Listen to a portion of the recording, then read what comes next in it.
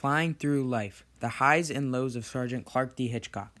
Our lives are unplanned and sometimes can take us crazy places we never thought we would go. This is especially the case for Sergeant Clark D. Hitchcock and his story as a flight engineer on a B-29 bomber throughout World War II.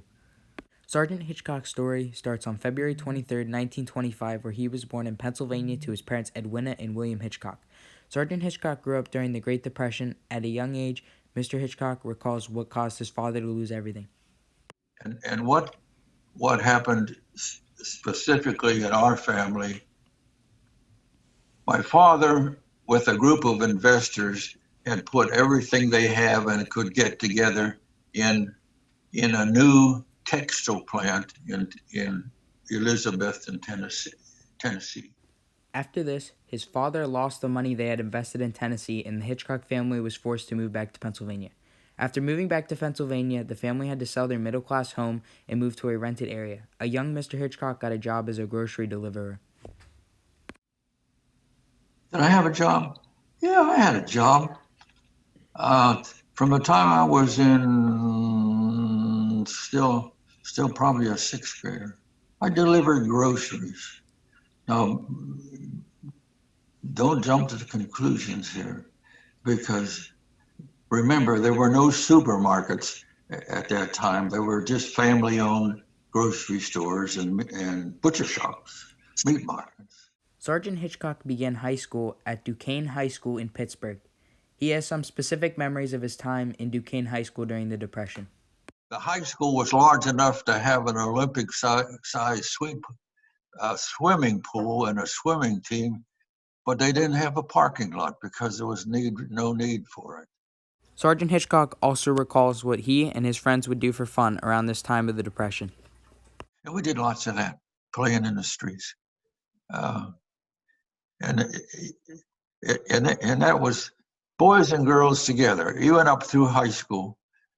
We played softball on the streets, and when the softball finally lost its leather covering, somebody would find some tape and we'd wrap it with tape, and that prolonged the life of the softball.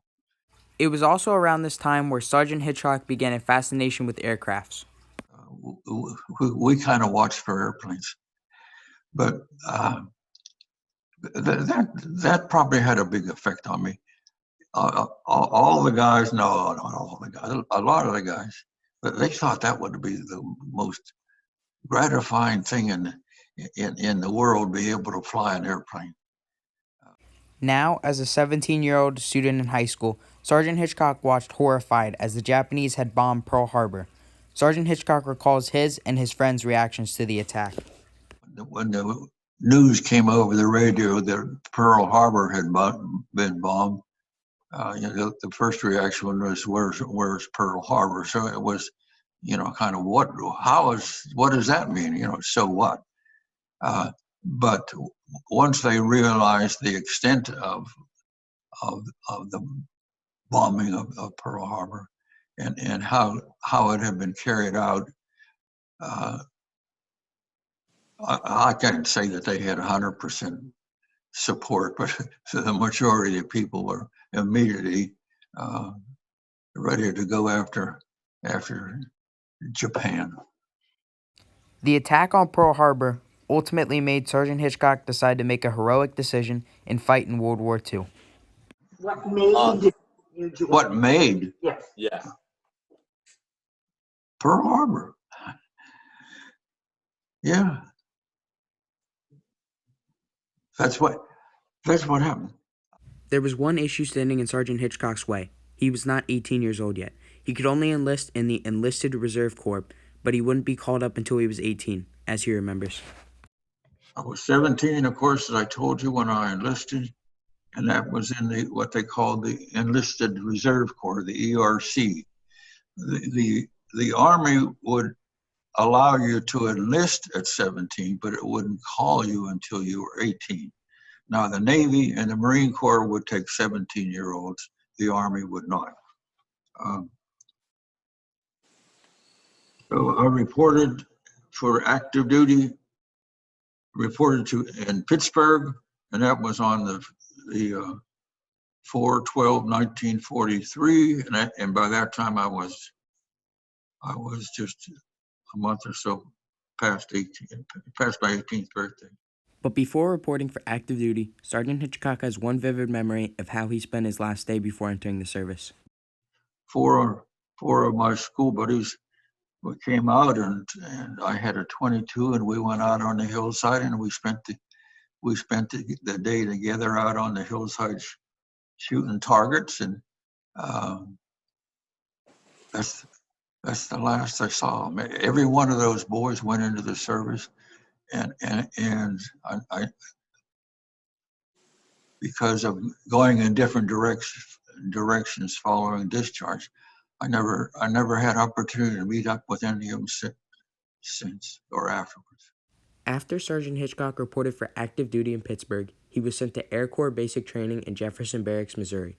One memory Sergeant Hitchcock has of basic training is, I guess I was impressed with all the different people, because even those that were there as trainees with me, we came from every state in the United States, from California to New Jersey, and that was probably one of the most interesting and rewarding things of meeting all these different people, to see it actually in small ways how different we are, but at the same time how very much alike we are. from here, Sergeant Hitchcock went to aircraft mechanics training in Seymour Johnson Field, North Carolina.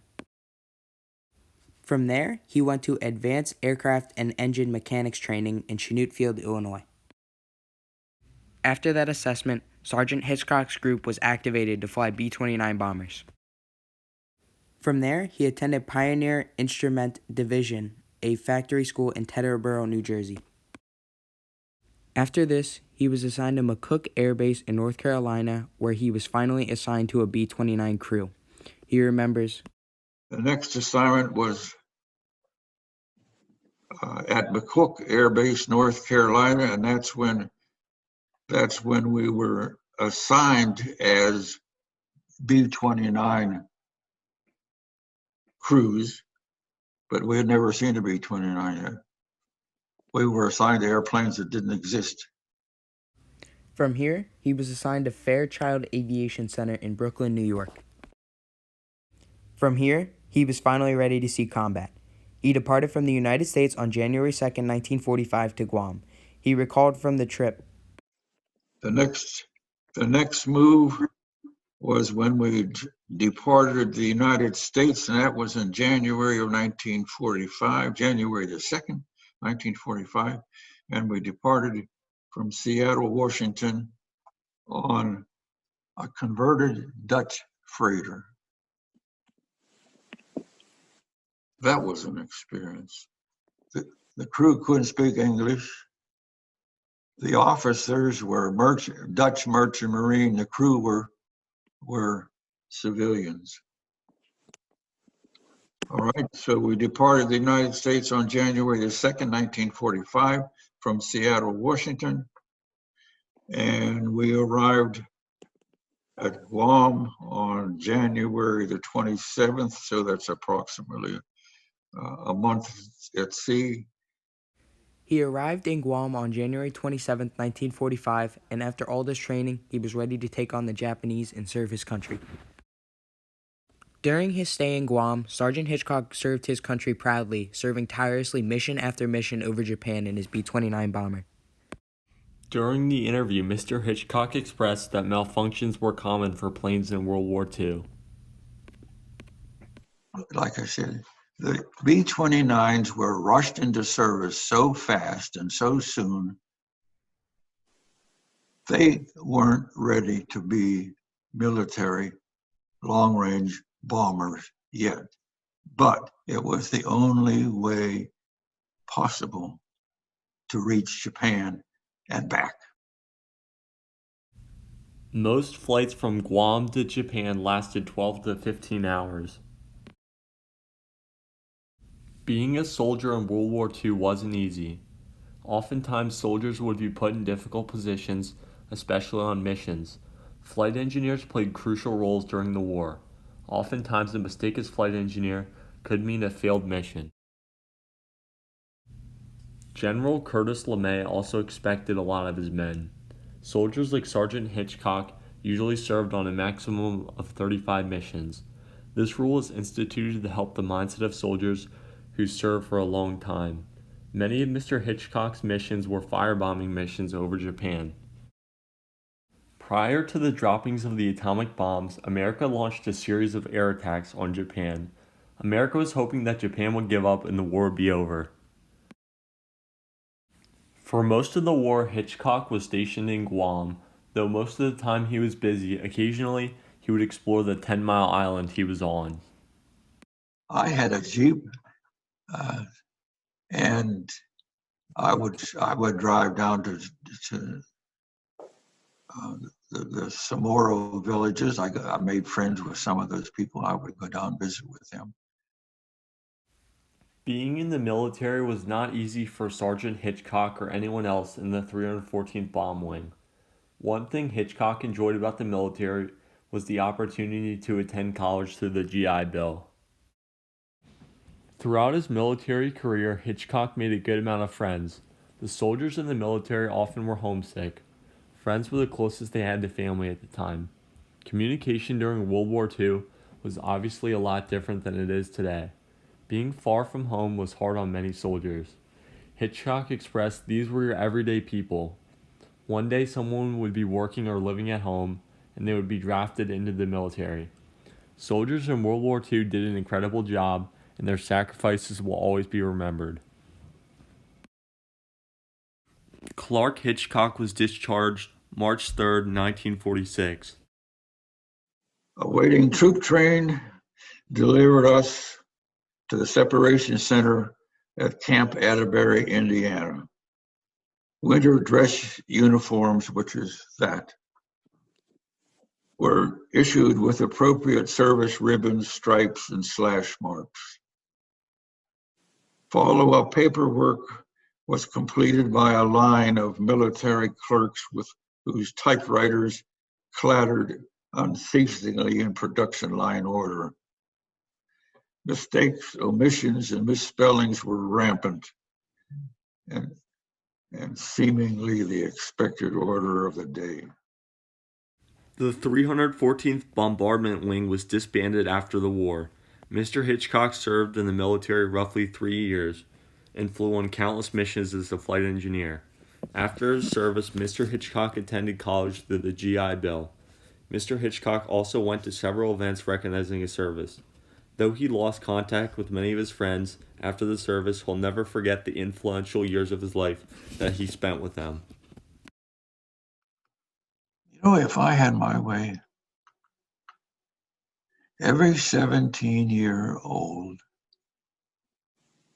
that hasn't finished high school and every 18-year-old that has finished high school would be required to serve 1 year minimum in the military. Sometimes difficult situations bring out the worst in people. However, this wasn't the case for World War II. Every day, people filled challenging roles during the war. Hitchcock addressed many subjects during the interview, but he specifically talked about what it means to be growing up today. There are so many things that you two guys are going to learn in the next, I'll say, 3 years that you don't even know how to list them right now. Yeah, it's all part of growing up. Experience is the best teacher in life, and sometimes the toughest situations in life can bring out the best in all of us.